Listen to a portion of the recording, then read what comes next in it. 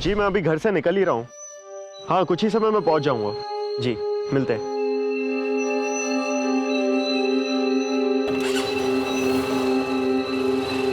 अरे मनीष बेटा, इतनी रात को कहाँ जा रहे हो? कहीं नहीं माँ, बस आता हूँ वापस। कल सुबह चले जाते हैं। वैसे भी ये कोई वक्त है क्या जाने का? कोई बच्चा थोड़ी हूँ, बस यहीं जा रहा हूँ। मैं कह रहा हूँ ना, तू चिंता मत कर। किसी को मेरी चिंता नहीं है, सब अपने मर्जी के मालिक है। हाँ तो गुस्सा क्यों हो रही है? जरूरी काम है, मैं अपने दोस्त को लेकर आता हूँ, जल्दी वापस आ जाऊंगा। ऐसा कौन सा नया दोस्त है तेरा? माँ मैं आकर सब बताता हूँ ना। पर बेटा तुम। प्रणाम मामी जी। अरे गौतम। अरे भाई तुझसे ही मिलने आया था, कहाँ चल दिया अब? भाई तू जल्दी बैठ, रास्ते में हम बात कर लेंगे। देखो गौतम, संभाल के जाना, और हाँ रात को जल्दी वापस घर आना। जी माँ, कितनी बार कहूँ आपसे कि आप चिंता मत करो। ठीक है।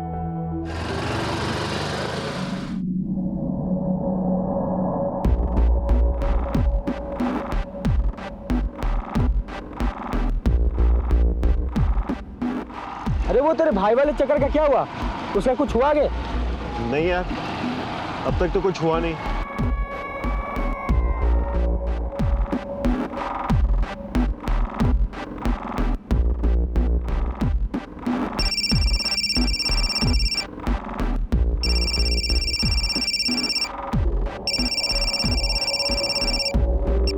हेलो, हाँ बस हम पहुंचने ही वाले हैं। क्या? हाँ हाँ हाँ हाँ हाँ हम आते हैं। ठीक है। क्या हुआ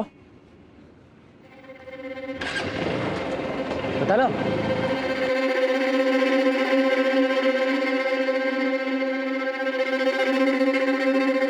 अरे भाई ये किस रास्ते से आ रहा है तू? अरे यार वो बस से नहीं, ट्रेन से आ रहा है। भाई तेरा भी ना शादी के बाद ध्यान किधर रहता है? मैं बस थोड़ा कंफ्यूज हो गया यार, सॉरी।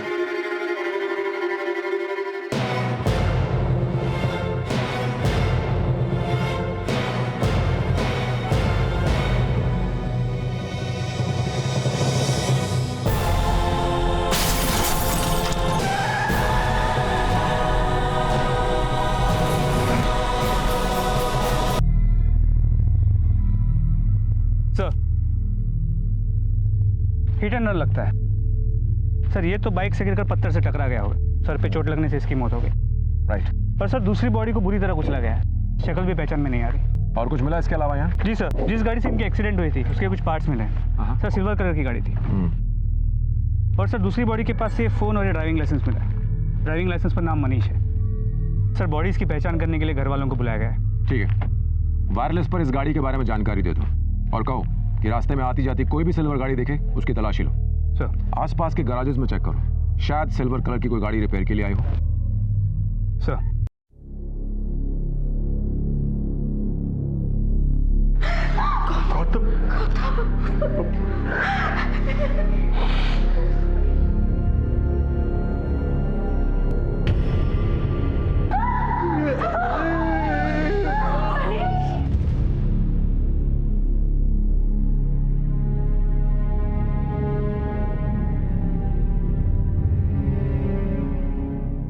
ये दोनों आपके क्या लगते थे?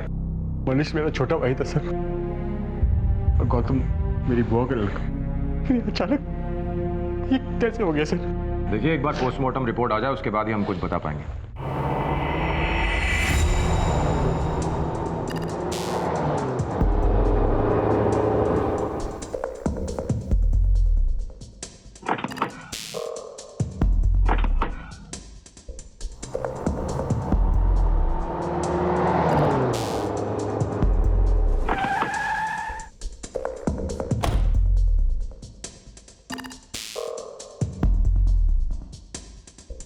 ये मिला है सर।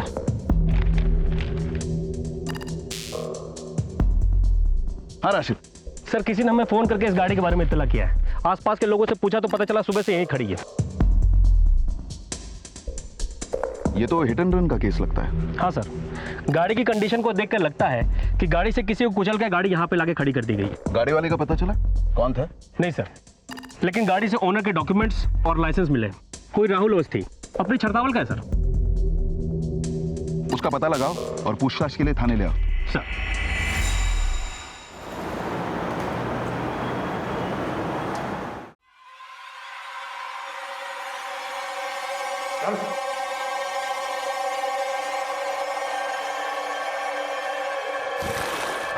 कल रात कितनी पी थी? अरे उठ, तेरी गाड़ी मिली है झाड़ियों में, एक्सीडेंट की हुई, खून के धब्बे भी है उस पर। बता किसको और कहां ठोका तूने? उठ। मैंने कुछ याद ना है साहब, मैंने कुछ याद ना।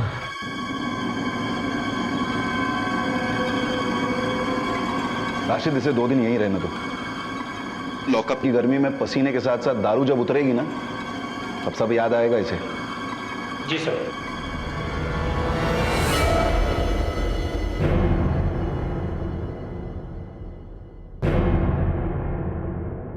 सर, इस फोरेंसिक रिपोर्ट ने केस का रुखी पलट दिया।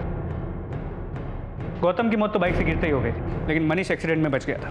ड्राइवर ने कार को बार बार मनीष के ऊपर से निकाला, उसे बुरी तरह कुचल दिया। उसके बॉडी में कई सारे फ्रैक्चर्स हैं। शिवा, ये हिट एंड रन का केस नहीं है, it's a double murder case. खून? लेकिन उन दोनों को भला कोई क्यों मारना चाहेगा इंस्पेक्टर साहब? वही पता करने के लिए तो हम आए। मनीष की किसी से कोई दुश्मनी तो नहीं थी? नहीं साहब, मेरे दोनों बच्चे बहुत अच्छे थे, उनका तो किसी से झगड़ा भी नहीं था। आप लोगों ने मनीष को आखिरी बार कब देखा था? उस रात को मनीष कहीं जा रहा था। अरे मनीष बेटा, इतनी रात को कहाँ जा रहे हो? कहीं नहीं माँ, बस आता हूँ वापस। ये कोई वक्त है क्या जाने का? मैं अपने दोस्त को लेकर आता हूँ, जल्दी वापस आ जाऊंगा। मनीष तो अकेला ही जा रहा था, अचानक ये गौतम कहाँ से आ गया और मनीष के साथ उस बेचारे की जिंदगी भी चली गई। जाते वक्त उसने बताया नहीं कहाँ जा रहा है, किससे मिलने जा रहा है? नहीं साहब, बहुत जल्दी में था, बिना बता ही चला गया। सीमा, जिस वक्त मनीष जा रहा था उस वक्त तुम कहाँ थे? मैं तो अपने कमरे में थी साहब। आप उस वक्त कहाँ थे? साहब, मैं और मनीष की माँ तो घर पे ही थे। मेरी दोनों बहुएं अपने अपने कमरे में थी। और तरुण, बेटा तरुण, तुम कहाँ थे? मैं भी अपने कमरे में था। ये सही कह रहे हैं?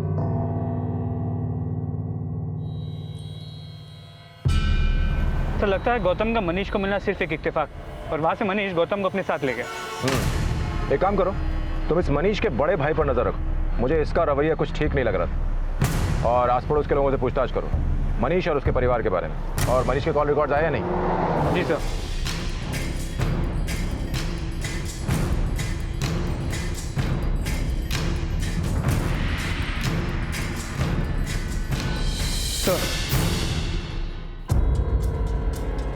सर, मनीष के कॉल रिकॉर्ड से एक इंटरेस्टिंग बात पता चली है।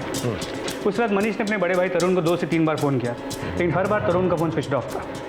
इसके अलावा मनीष के फ़ोन पर एक और नंबर से 2 कॉल्स आए। वो नंबर किसका था? कोई राहुल अवस्थी है, चरता वाला।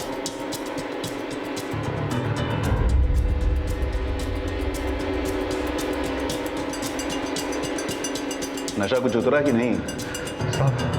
साहब मेरा यकीन करो, मैंने कुछ नहीं पता है साहब। साहब अगर एक्सीडेंट हुआ भी होगा तो मैंने कुछ याद ना है साहब। साहब मैं सच्ची कह रहा हूँ साहब। 1 महीने पहले भी तूने दारू पीकर गाड़ी ठोकी थी ना? हाँ साहब, 1 महीने पहले हमारा एक्सीडेंट हुआ था, लेकिन मुझे अच्छी तरह याद है मैंने किसी आदमी को न मारा था साहब। सच बोल रहा है तू? साहब सच बोल रहा हूँ। अगर आपको यकीन ना आ रहा हो तो मेरी घरवाली से पूछ लो साहब, मैं सच कह रहा हूँ।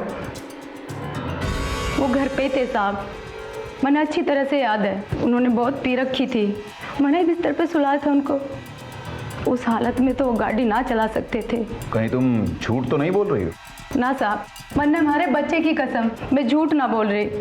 वो घर पे ही थे। तो फिर उसकी गाड़ी कहाँ है? साहब, देर शाम तक तो घर के बाहर ही देखी थी मैंने। उसके बाद मैंने रात में ध्यान नहीं दिया, लेकिन साहब सुबह गाड़ी वहाँ नहीं थी। उसके अलावा कोई और ये गाड़ी ले जाता है? ना साहब, उनके अलावा कोई और ना चलाता गाड़ी। किसी और के पास इस गाड़ी की डुप्लीकेट चाबी है? वो तो पता नहीं साहब। ठीक है, जरूरत पड़ी तो हम फिर आएंगे। चलो राशिद।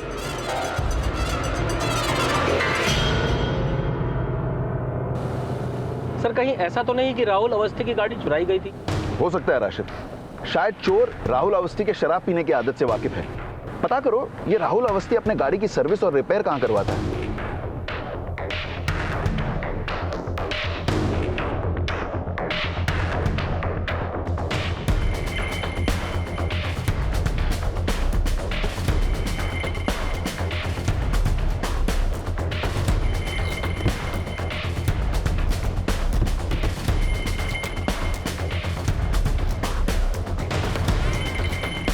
तू बिट्टू है ना साहब, बिट्टू है।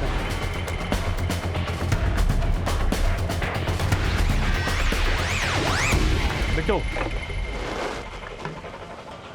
राहुल अवस्थी की गाड़ी तेरे गैरेज में आती है? हाँ सर, क्या हुआ? उसकी डुप्लीकेट चाबी है तेरे पास? सब चाबी तो जो भी कस्टमर के पास गाड़ी छोड़ते हैं वो चाबी भी छोड़ के जाते हैं। क्यों, क्या हुआ सर?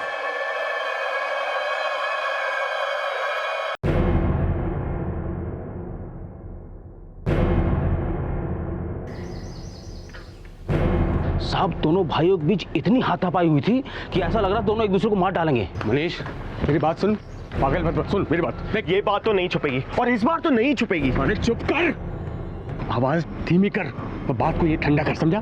कोई जरूरत नहीं किसी को कुछ बताने की। इस बार मैं चुप नहीं बैठूंगा और आपके बारे में सब कुछ बता दूंगा। आखिर लोगों को भी तो पता चले किस तरीके के आदमी हैं आप। क्या बोला तू? अपने बड़े भाई से जबान लड़ता है तू? एक बात कान खोल कर सुन ले, अगर तूने किसी को भी बात बताई ना, किसी को भी, तो जान से मार दूंगा मैं, जान से मार दूंगा मैं।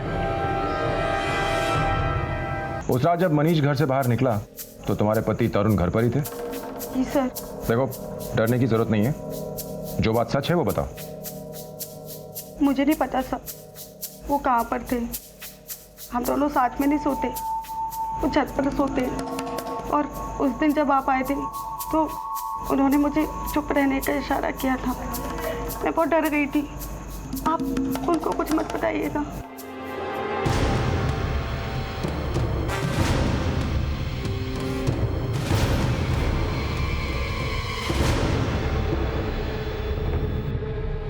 जिस रात मनीष का कत्ल हुआ उस रात उसने तुम्हें 2-3 बार फोन किया था, लेकिन तुम्हारा फोन लगातार बंद आ रहा था। उसने इतनी देर रात तुम्हें फोन क्यों किया?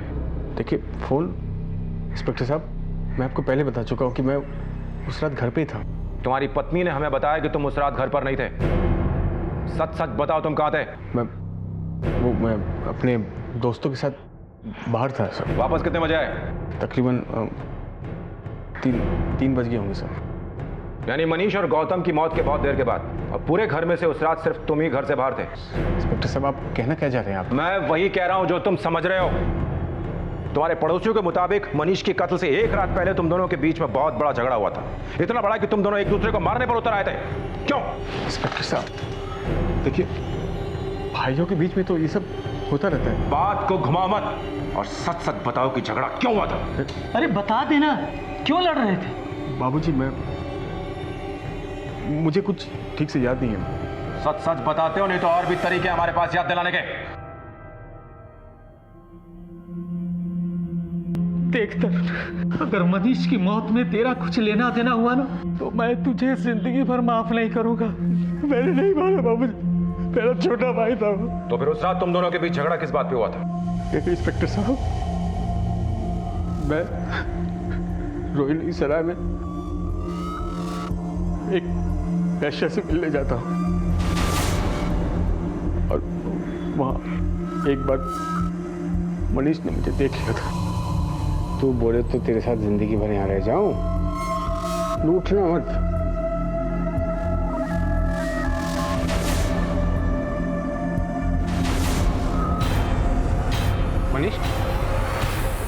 मनीष जानता था मेरी गलत आदतों के बारे में। उसने मेरी मदद करने की कोशिश की, लेकिन मैं उसकी एक न सुनी। जिस दिन उसकी मौत हुई मैं उसी औरत के पास था। बाबूजी मुझे माफ कर दो बाबूजी, मेरे से गलती हुई, माफ कर दो। लेकिन मैंने मनीष को नहीं मारा बाबूजी, मैंने मनीष को नहीं मारा।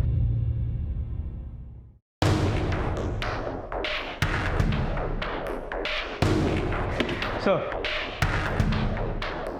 तरुण के बयान को क्रॉस चेक कर लिया। सच कह रहा, उस रात वो रेशमा के साथ ही था।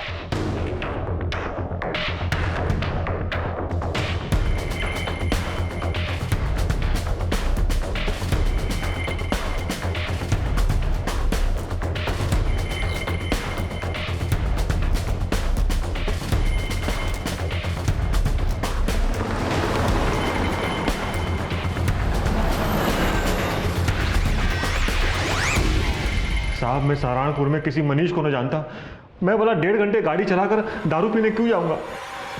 मैं कितनी बार कह चुका हूं मैं अपने घर में था। लेकिन हमारे पास मनीष के कॉल रिकॉर्ड्स है, जिससे साफ पता चलता है कि उस रात तुमने मनीष को फोन किया था। साहब मैं कोई मनीष को नहीं जानता और मैंने कोई मनीष को फोन नहीं किया। क्या नंबर है तेरा? 4652112819। सच बोल रहे हो? हाँ साहब, आप चेक कर लो। ये वो नंबर नहीं जिससे मनीष को कॉल आया। सर सिम कार्ड 3 हफ्ते पहले खरीदे गए थे, लेकिन मर्डर वाली रात से 2 दिन पहले एक्टिव हुए। इसका मतलब ये सारा प्लान कई हफ्तों पहले बना लिया गया था। देखा साहब, मेरा इसमें कोई हाथ नहीं है, मुझे छोड़ दीजिए। राशिद साहब साहब जिस गाड़ी से मनीष की मौत हुई और जिस नंबर से मनीष को कॉल आया, दोनों ही सबूत इस राहुल से जुड़े हैं। मुझे लगता है हमें मनीष के परिवार से बात करनी चाहिए। हो सकता है वहां कोई हो जो इस राहुल अवस्थी को जानता हो।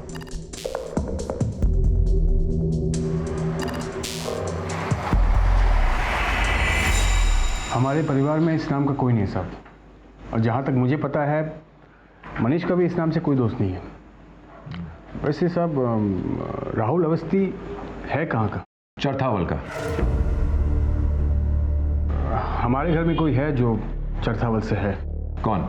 मनीष की विधवा सीमा। बुलाओ उन्हें, हमें उनसे कुछ सवाल करने होंगे।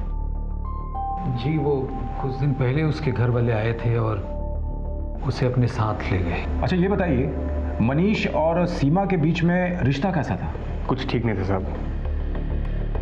शादी के बाद भी उन दोनों के बीच में पति पत्नी जैसे कोई संबंध नहीं थे। मतलब? साहब शादी के कुछ दिन बाद की बात है, जब मैं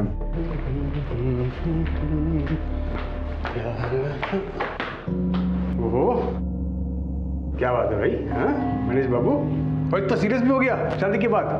क्या बात है बता। अरे घर का लाडला है तू, बता क्या बात है?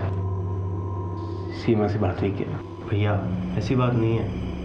सीमा तो हमें हाथ भी नहीं लगाने देती, और कभी कभी तो हमें ऐसे लगता है कि सीमा चाहती नहीं है कि हम उसे कभी हाथ लगाएं। बल्कि खाना खिलाते वक्त गलती से अगर हमारा हाथ उसे छू भी जाए ना, तो अपना हाथ ऐसे खींच लेती है जैसे कोई जहरीला बिच्छू से काट खाया हो। मेरी घरवाली भी जानती थी कि मनीष और सीमा के बीच में कुछ ठीक नहीं था साहब। आप चाहे तो उससे पूछ सकते हैं साहब। तुम्हारे पति तरुण का कहना है कि मनीष और सीमा के बीच में रिश्ते ठीक नहीं थे। क्या तुम्हें भी ऐसा लगता है? सर उस दिन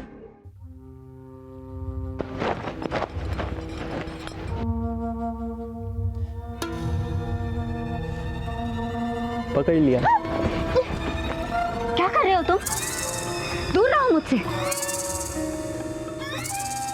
ये सब मेरे सामने की बात है।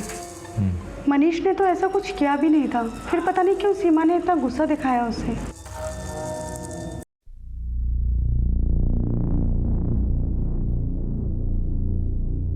सीमा तुमसे कुछ सवाल करने हैं, तुम्हारे और मनीष के बारे में।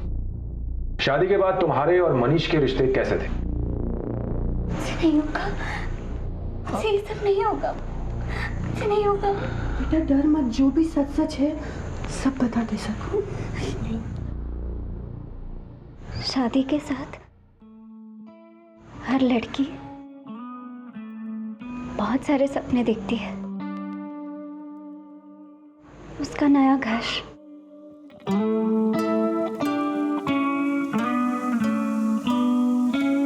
उसका नया परिवार,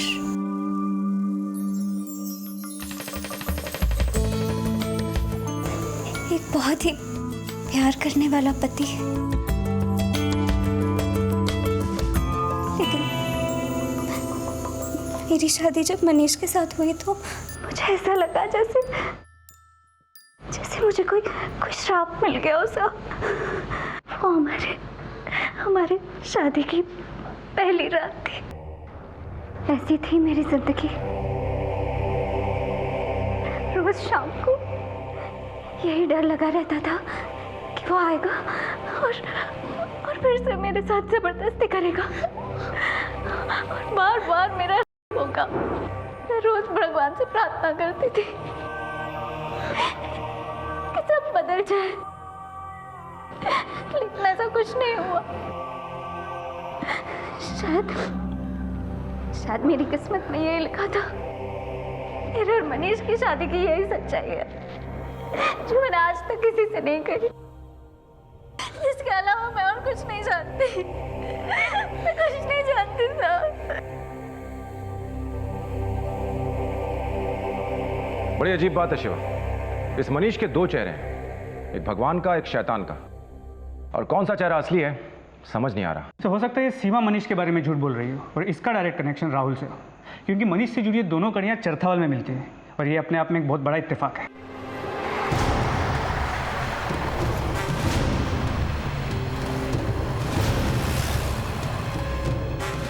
साहब अब ये सीमा कौन है?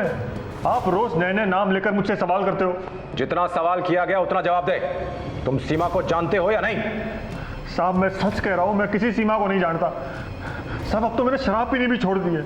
साहब अगर आप लगातार मुझ पर ऐसे इल्जाम लगाओगे तो मेरी शादीशुदा जिंदगी बर्बाद हो जाएगी। मैं जो कुछ भी जानता था मैं सब कुछ आपको पहले ही बता चुका हूं।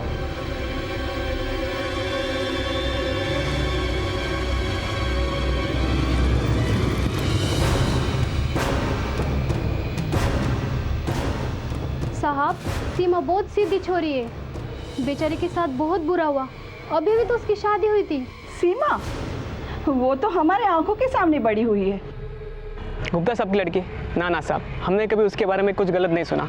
बहुत अच्छी लड़की हो।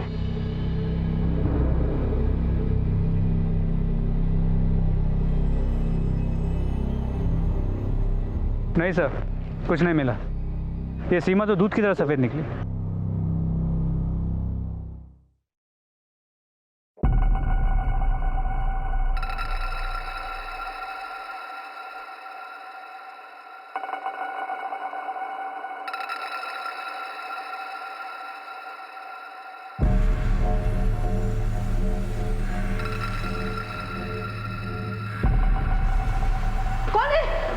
चोर?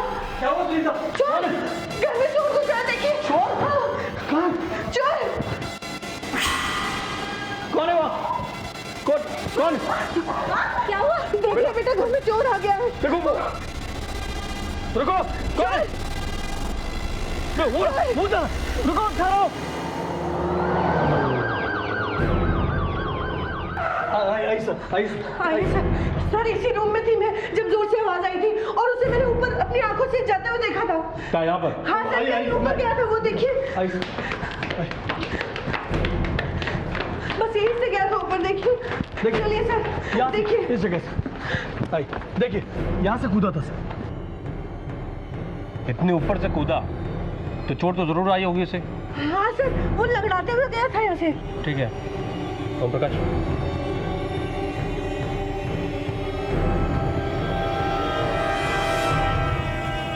शर्मा जी ये है राहुल के गाड़ी की फोरेंसिक रिपोर्ट। उसकी गाड़ी पर कोई फिंगरप्रिंट्स नहीं मिले। और जिस हाल में राहुल गिरफ्तार हुआ उस हाल में यह मुमकिन नहीं है कि उसने एक्सीडेंट करने के बाद गाड़ी से फिंगरप्रिंट साफ कर दिए हों। जी हाँ, इसका मतलब यह है कि कोई राहुल के शराबी होने का फायदा उठा रहा है। और कल रात और एक बात हुई। क्या? कल रात सीमा के घर एक चोर घुस आया था। वो सीमा के कमरे के बाहर था, तब सीमा के घर वालों ने शोर मचा दिया और वो वहां से भाग गया। आपका मतलब वो चोर सीमा से मिलने आया था? हाँ शायद, क्योंकि शर्मा जी अगर उसे चोरी ही करनी थी तो सारा सामान तो नीचे के कमरों में था, जिसे छोड़कर वो पहली मंजिल पर बने सीमा के कमरे की तरफ जा रहा था। अभय जी मुझे लगता है कि इस चोर का सीमा के साथ कोई ना कोई कनेक्शन है, और अगर ये सच है तो इस केस में बहुत अहम पहलू हो सकता है। इसलिए मैं अपने 2 आदमी सीमा के घर के बाहर तैनात कर रहा हूं। सीमा पर हमारी 24 घंटे नजर बनी रहेगी।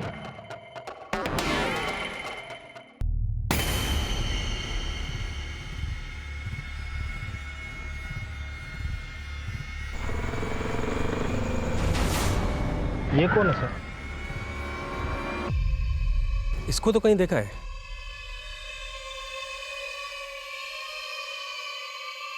ये तो बिट्टू है, गैरेज का मालिक। राहुल की गाड़ी सर्विसिंग के लिए इसी के गैरेज में गई थी, लेकिन ये यहां पे क्या कर रहा है?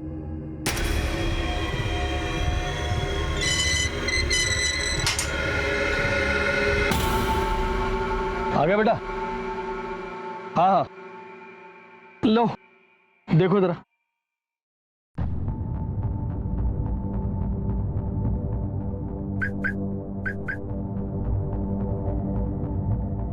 अरे बिट्टू बेटा, काम तो उतरेगा, पहले चाय पी लो।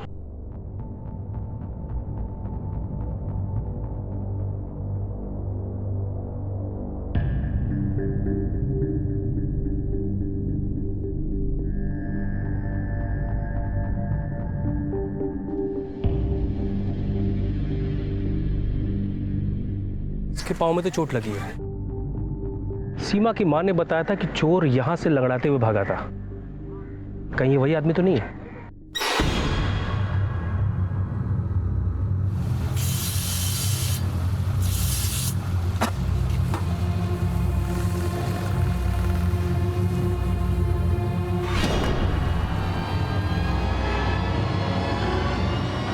अरे सर, आप फिर आ गए। एक चाय बोले, तुम गरम गरम बोल। ये चाय वाय छोड़ो, ये बताओ तुम्हारे पैर को क्या हुआ? वो मैकेनिक आदमी हो साहब, काम ही ऐसा, छोटे मोटे चोट तो लगती रहती है। ये बताओ तुम सीमा को कैसे जानते हो? सीमा मतलब कौन सीमा? सर पे भी चोट लगी है क्या? आज सुबह तो मिले थे उससे, उनके घर जाकर गाड़ी ठीक की थी तुमने। अच्छा, गुप्ता जी की बात कर रहे हैं, मतलब उनकी बेटी की बात कर रहे हैं। सर, इतना सारा लोगों का काम करते नाम थोड़ी याद रखते हैं। सीमा के पति मनीष का कत्ल हो चुका है, ये तो पता ही होगा। उसी की तहकीकात के लिए आए हम लोग। मनीष का जिस गाड़ी से कत्ल हुआ वो राहुल की थी और वो तुम्हारे गैराज में सर्विस के लिए आती थी। इसका मतलब तुम उन सभी को जानते थे। बहुत छोटा सा शहर है सर, यहाँ हर आदमी एक दूसरे को जानता है। इसका मतलब ये नहीं कि इस मर्डर से मेरा कोई लेना देना है।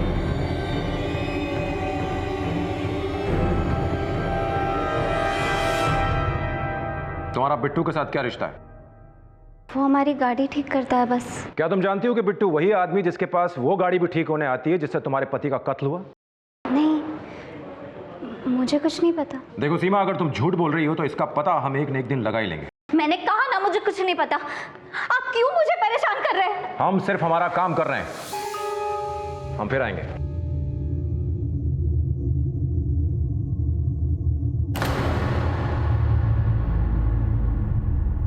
शिवा, सीमा और बिट्टू के कॉल रिकॉर्ड्स निकलवाओ। चेक करो दोनों में कोई कॉल एक्सचेंज हुए या नहीं हुए। जितना दिखाई दे रहा है उससे कहीं ज्यादा गहरा रिश्ता है दोनों में।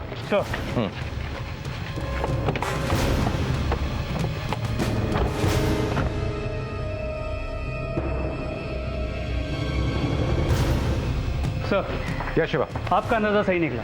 सीमा और बिट्टू का रिश्ता काफ़ी पुराना है। उन दोनों के बीच काफ़ी कॉल्स भी एक्सचेंज हुए, लेकिन मनीष और सीमा की शादी के बाद उन दोनों की बातचीत बंद हो गई। और राहुल? सर, राहुल का इन दोनों से कोई कांटेक्ट नहीं। लेकिन एक बहुत ही इंटरेस्टिंग बात है। वो क्या? सर, मैंने पूरे कॉल रिकॉर्ड को स्कैन किया तो पता चला है सारे नंबर्स लोकल एरिया के, सिवाय इस एक नंबर के। ये नंबर चरतावल का नहीं है, ये देहरादून का है, किसी गायनेकोलॉजिस्ट के क्लिनिक का। तो इस नंबर का हमारे इस केस से क्या कनेक्शन है? सर, फरवरी में बिट्टू ने अपने नंबर से इस नंबर पर 2 से 3 बार फ़ोन किया। इस बिट्टू को गायनेकोलॉजिस्ट की क्या जरूरत पड़ गई, वो भी चरतावल छोड़ के देहरादून में? सर, इंटरेस्टिंग बात तो ये है कि जब जब बिट्टू ने इस नंबर पर फ़ोन किया उसके तुरंत बाद उसने सीमा को भी फ़ोन किया। शिवाय कुछ बहुत बड़ा चक्कर लग रहा है। देहरादून के क्लिनिक जाकर चेक करते हैं। सर, कम।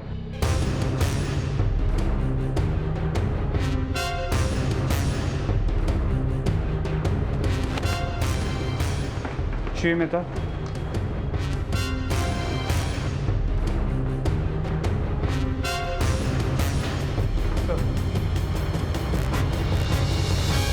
इंस्पेक्टर साहब, नए कानून के तहत हमें एबॉर्शन से संबंधित सारी जानकारी, सारे रिकॉर्ड्स रखने ही पड़ते हैं।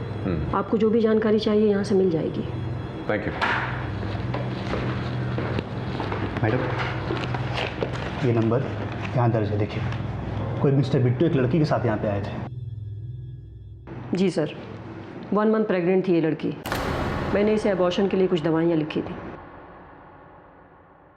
क्या वो यही लड़की थी? हाँ, यही थी। Thank you doctor. सर।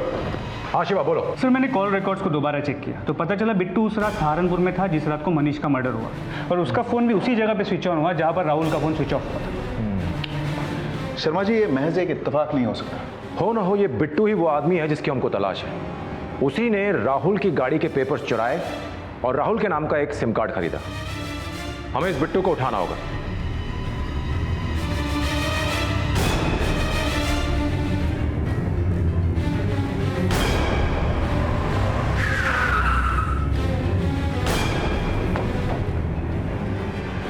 कहाँ जा रहे हो तुम? अब क्या है सर, क्यों बार बार परेशान कर रहे हैं आप? तुम सीमा के साथ देहरादून के क्लिनिक में क्या करने गए थे? किसका बच्चा था वो? सर हर चीज़ बताना ज़रूरी है क्या?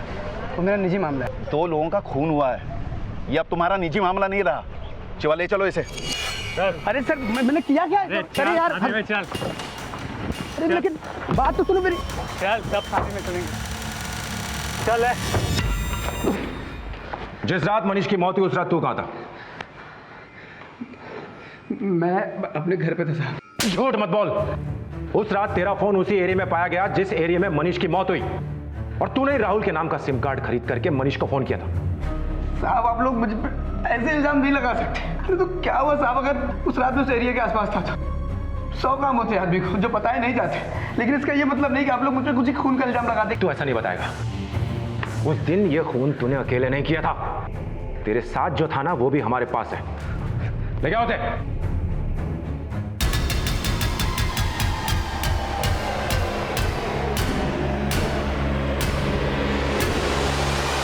तुम दोनों तो एक दूसरे को जानते हो ना?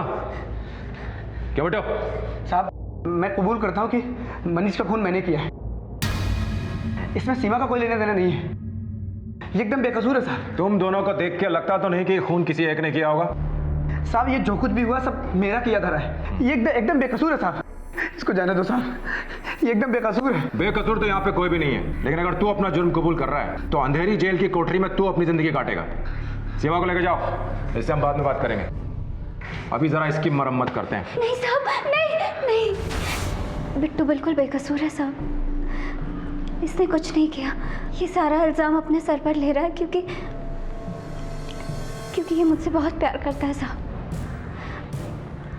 और मैं भी इससे प्यार करती हूँ। कब से चल रहा है सब? शादी से पहले बिट्टू मुझे गाड़ी चलाना सिखाता था।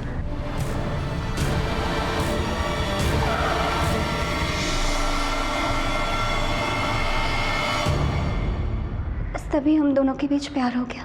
हम शादी भी करने वाले थे, लेकिन हम जानते थे कि हमारे परिवार वाले इस शादी के लिए कभी राज़ी नहीं होंगे। हम भाग भी जाते, लेकिन तब तक मेरी शादी मनीष के साथ तय हो चुकी थी। मनीष से शादी करने के अलावा मेरे पास और कोई रास्ता नहीं बचा था सर। और वो बच्चा? बच्चा मेरा और बिट्टू का था साहब, किसी को पता ना चले इसलिए शहर से दूर देहरादून जाकर हमने अबॉर्शन करवाया। मेरी शादी के बाद भी हम एक दूसरे को भूल नहीं पाए साहब, इसलिए हमने मनीष को मारने का प्लान बनाया। फिर साहब एक दिन राहुल की गाड़ी गैराज में रिपेयरिंग के लिए आई। मैंने गाड़ी का लॉकर खोला तो उसमें राहुल का डॉक्यूमेंट था और गाड़ी के पेपर थे। मैंने पेपर चुरा लिया और उससे राहुल के नाम एक नया सिम कार्ड खरीदा।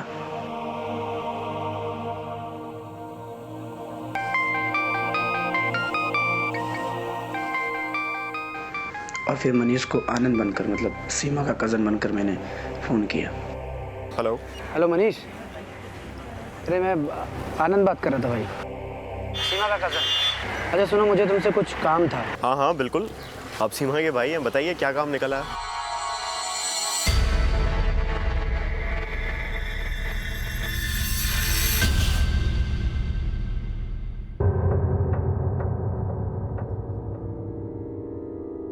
अरे आप आ गए।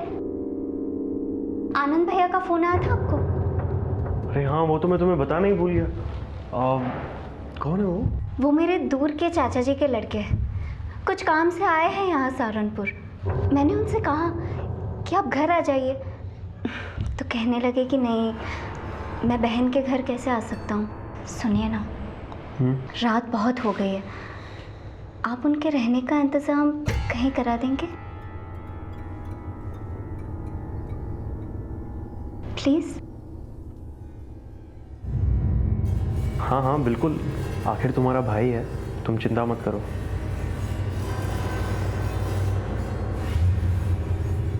फिर मैंने मनीष को फ़ोन करके बताया कहाँ मिलना है।